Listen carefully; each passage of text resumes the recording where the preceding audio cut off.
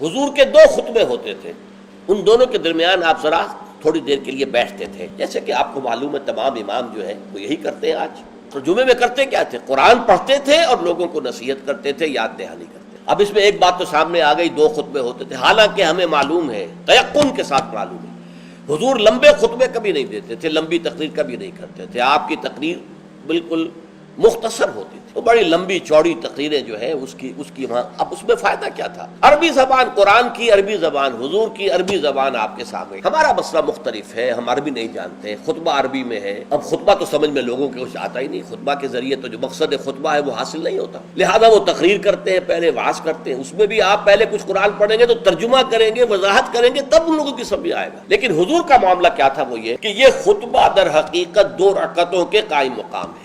ظہر کی رکعتیں 4 اور جمعے کی رہ گئی 2 رکعتوں کے قائم مقام 2 خطبے، ورنہ نہ تو حضور معاذ اللہ اتنے کمزور تھے کہ چند منٹ کھڑے ہونے کے بعد آپ کو استراحت کی اور بیٹھنے کی اور آرام کرنے کی جو ہے ضرورت ہوتی، نہ آپ کے خطبے اتنے طویل ہی ہوتے تھے، لہٰذا یہ گویا کہ علامتی ہے، اس بات کے لیے ایک علامتی اہمیت رکھنے والی بات ہے کہ یہ 2 خطبے در حقیقت 2 رکعت نماز کے قائم مقام۔ اب جیسے نماز میں آپ بات نہیں کر سکتے، اسی طریقے سے خطبے کے دوران بھی آپ بات نہیں کر سکتے، آپ کو خاموش رہنا ہے، مؤدب ہو کر پورے طریقے سے سننا ہے خطبہ۔